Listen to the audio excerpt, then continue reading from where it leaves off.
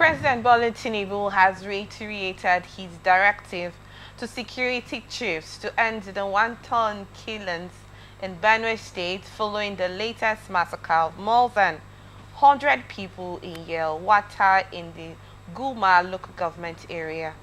Tinubu's latest directive was disclosed in a Sunday evening statement signed by his presidential spokesperson, Bayo Onanuga. The statement was released hours after Pope Leo the 14th prayed for the victims of the terrible massacre in Benue.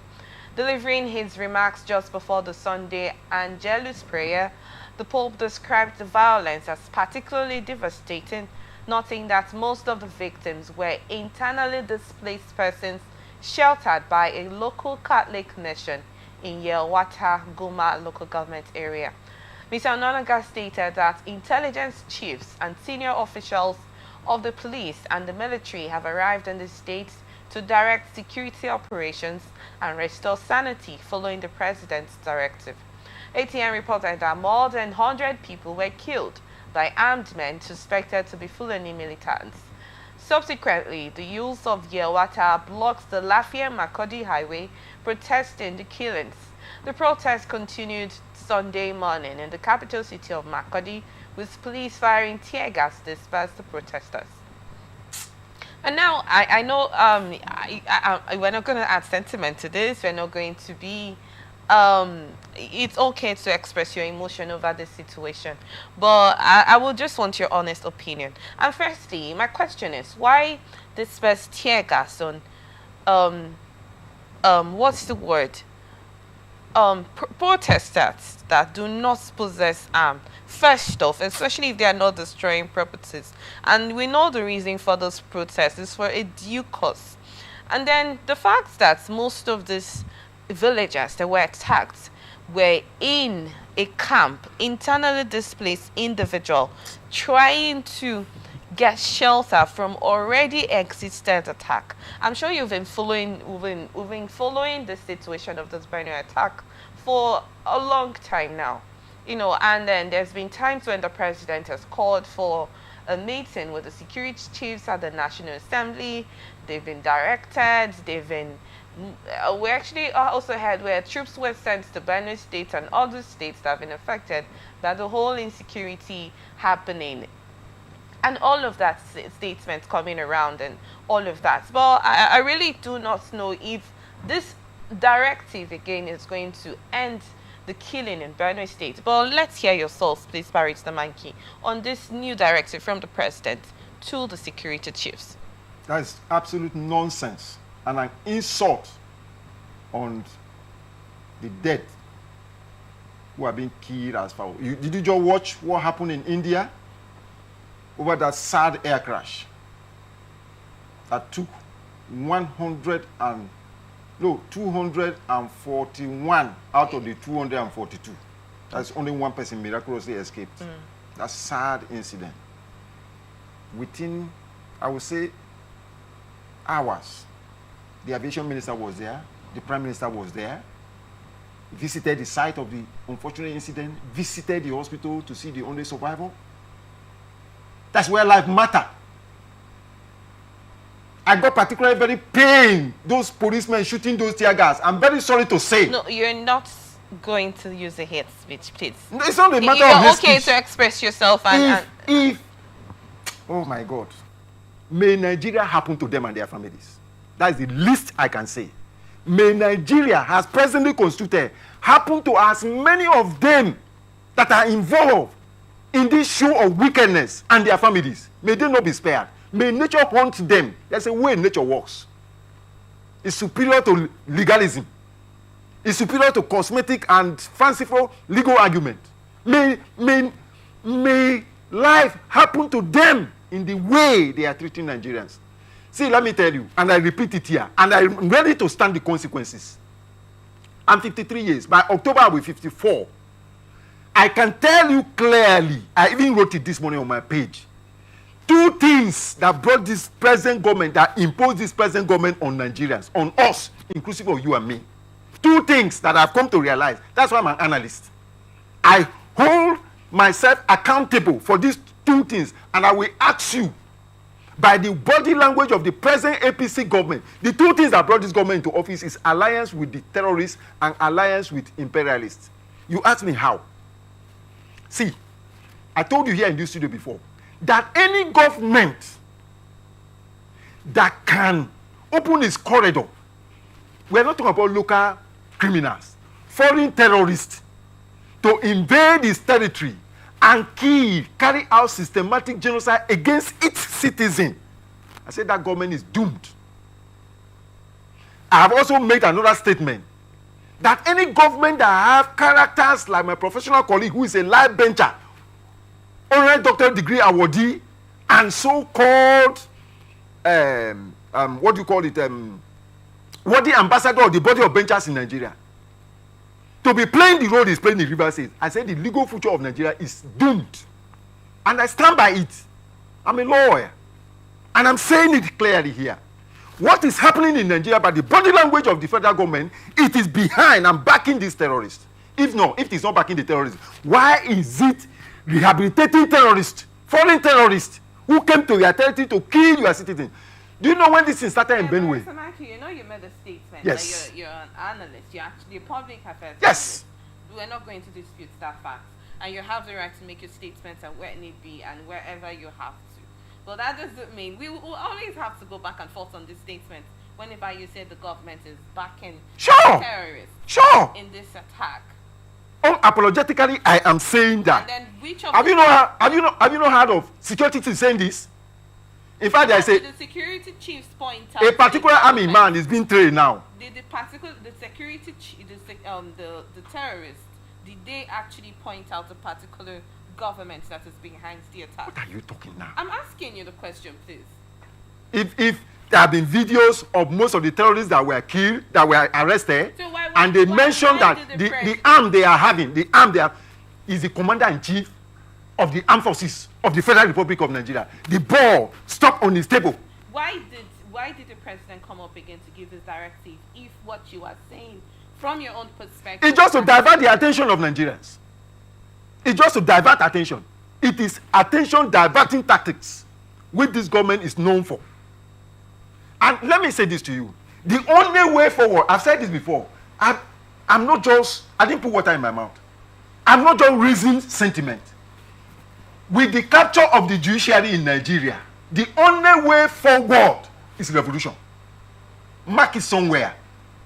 With the capture, because what the government is relying on, what they are hoping on, even all the shenanigans they are displaying about 2027 election, how they will write result and all whatnot, is the judiciary they are relying on. If you know the power of the judiciary globally, it is the judiciary that control, that is the lifeline. That's why normally you hear the phrase, judiciary is the last hope of the common man.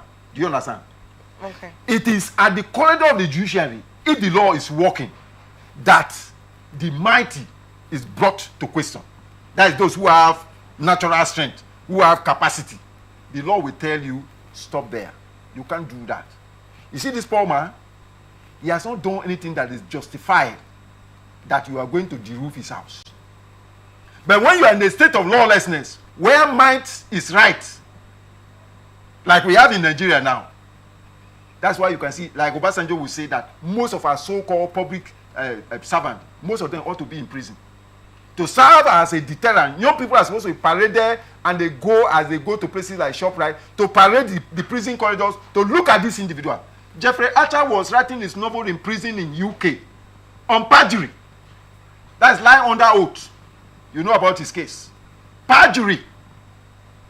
But here, it is what they are drinking. My heart goes out to this. You know, throughout the weekend I've been quite demented. I don't know whether it's based on age. I have not been that worried when that air disaster happened. And I think about a day later, another helicopter crashed. The 7 people died too. I said, what is happening in India? You know? And I went to somewhere yesterday. Life goes on. Planes are taking off and landing. That is life for you. Life is for the living. But this thing that is happening in Nigeria, let me say this to every Nigerian watching at me. If you are in the fool's paradise thinking that what is happening in Benue is not coming to you, mark this. That is the greatest foolishness you have placed yourself in. You know they were doing executive burial when this genocide started. even the former governor, Otto, said it publicly that he escaped death. That they told him, they wrote him to tell him that Bala Mohammed. So what is the state government doing about this? Let me tell you, the state government is helpless because we don't have state police. What we have is a perpendicular order. I told you the other time, this is the way it works. Okay. This place we are is under a division, basically. Then overhead, we have a state command. Overhead that state command, we have zone. Overhead that zone, we have the IG's office. Do you understand? That's how it works. That's the hierarchy. Now, if there is something going on here now, if the DPO decides to keep quiet, they can burn this complex, nothing will happen. They will only drive down here when they are finished. Have you not heard of stories? People who have a in fact, the way it is now, if you see security presence come to your place to disarm people, know that terrorists, that's a warning, that is the most eloquent signal that terrorists are coming. Who are these people? Till now, these people have been, the government has refused to call them terrorists. But they are quick to disband IPOB, who are protecting their farmers. See, let me tell you, with what is happening in River State, with what is happening in the East, with what is happening in Benue, anybody who opens his mouth to say that we are in democracy, may Nigeria, as presently constituted, happen to you and your family. You may not live to tell. Okay. But it is sad that the government that imposes itself, I repeat and I'm saying it, that imposes itself, I won't impose yourself. It's like coming from the same family. And you want to get married to a particular man. There was an election was conducted. And you said no, that you want to marry that person. Barrister Manki, the election was conducted for the present government. If we may recall back to that. Election was conducted. You may not understand the way it works. Let me educate you. Yes, that's why you should. Let me educate you. Okay. See, let me tell you. That's why I told you that with the capture of the judiciary. You see what happened in the presidential election? Right? Finally, when Supreme Court did the rubbish it did. You may not like that word. I say rubbish. You know, a senior lawyer called me some time ago. You said that before, and I've told you that there are certain words that cannot be used here. Why am I saying that that the Supreme Court were reckless? Why am I saying that? Look at what they did in the case in River State. Supreme Court is not ordinary court of law. It's a court of policy. You may not understand the implication of that. When you say Supreme Court is a court of law, both court of law and court of policy is disheartening. Any lawyer that was trained is disheartening watching what is happening on the political landscape in Nigeria and the role that the judiciary is being used to enforce and back criminality. I was in the studio sometime last week and I was giving an analysis. When Bola Tinubu became governor of Lagos State, you know he was a governor of Lagos State, right? Faremi Gani, 14 till he died. He claimed that he attended Ibadan High School and claimed that he attended Chicago University. When he became president, he put that one into dustbin and turned around to say that he attended Lagos High School and that he attended Chicago State University. Barrister Manki, now we're not actually here to talk about the presidency. But first off, you're talking about the Supreme Court's backing criminality. There is no way that such a person with such credential coming out and they come up with their open eyes to say that it does not matter. Come on. My sister, we're in the mess and we joke too much here. I am saying this in hope that God will find a way to defend me against the evil that is advancing. So are you saying the Supreme Court has not played any justice role as a case? The Supreme Court is responsible for where we are today in Nigeria. Put me anywhere. Well, we'll still get back to that, Barrister Manki. I want to ask you a question quickly. Well, why so much concentration on the Northeast? We're not saying that the issue of insecurity is really not happening in most parts of the country or nationwide, as the case may be. But it's more like there's consistent or more like incessant killing in most of the Northeast and Middle Belt states in the country. Why so much attention on those states? The North is like a conquered territory. Did you see what El-Rufai was doing when he was governor of Kaduna State about the killing of Christians? Even the statement he made. Bala Mohammed is walking about today free. That man should be in prison if we are in the working system. Or he should be answering questions. This is the man who said that Allah gave this Nigerian space to these terrorists and invited them to come from all over Africa to Nigeria. And it's an ongoing exercise. I'm asking you a simple question. You've been in this job for some time. Where in the war do you have what happened in Israel and Iran? I'll send you a video when I leave this studio. Israel have analyzed why they carry out that attack. No same person will tolerate his neighbor the way that Iran was going, and the ultimate target is that Israel must be annihilated, must be removed from the surface of the earth. That will keep quiet at it. This is it. And the government can bring in terrorists to kill his citizens. No government brought in the terrorists. You do not I have told you that. You're right on that. Bala Mohammed invited them and they are coming. No government brought in the terrorists. Tinubu said he's going to continue for where they stopped. You made this statement before, Barrister Mike. Did he not say so? And I asked you, in what way did Tinubu stop in his tenure? There were so many things that was done at the time of President Buhari Mohammed Buhari. Okay, at the time where of his did he tenure. stop insecurity? And where is Tinubu taking us to now? Although yes, I'm not part of the security Get chiefs. me right that I'm not part of the security chiefs to actually say what move they are actually doing in terms to reduce the whole situation of insecurity in the country, please, Barrister Mikey. But I don't know why you would say that the government invited these terrorists in the country. I asked you, why is the governor not doing anything about it? You said at the moment he is helpless because of the hierarchy of authority and levels and how instructions should be taken in order to curb the insecurity happening in his state. He has no right over it because there is no state police, according to you.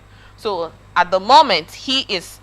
It depends on the federal structure. That's what he said. And if the order from above says no. So you're not saying that you're not in any way saying that the whole thing that's happening in the state is also under his. How many terrorists have been arrested to your knowledge? I heard recently. How many terrorists have been arrested? I heard recently that they arrested about 13 of them. 13 of them. Yes. And to keep them and rehabilitate them into the city. I heard about this was recently that 13 of them have been arrested. I think in Niger State there was a time where about 11 of them were supposed to be sentenced to death or whatever the situation may be. I am not going to be on any side. Did you know there were protests recently when people who were convicted, terrorists, that the government is granting them pardon? Yes. So what are we talking here? Yes. Yes, I got. How much did they pay to the hunters that were killed in Rome? 6 billion. How much did they pay to my sister? I'm praying for you this morning. May Nigeria, as presently constituted, never happen to you. You don't say amen to it? Amen. Yes. That is the only way. If not, and I'm saying it to Nigerians, if you are keeping quiet, I said it to my professional organization, particularly members of the bar. You see, we are dancing around. The other day, I saw Lagos lawyers walking on the street. See, it is the day lawyers are going to be targeted and killed that will begin to shout, and the shout will not go anywhere. Mikey, we're not praying for more deaths to happen to any more individual. We're praying for the way forward and the way to reduce. We have to take our destiny into our hands. No, that's where we are. We're not praying for more deaths, please. We're praying for the only way to stop the reason why we have conversations like this is what are the way forward? What do you think should be the way forward in order to reduce situations like this? This is the solution. Well, thank you. If you want the solution, if you want the solution to it, okay. Number one, Tinubu should show responsibility. This decision by calling on security chiefs to actually, I heard that they have deployed. Most of them have actually gone to Benue State. Were they not aware before the killing? We're still going to hear more developing story on the way forward. It's until then that we'll know how far they have gone on this issue of insecurity, especially in Benue State. We've gotten your thoughts on that, Barrister Mikey. Those policemen are very lucky. They should thank God.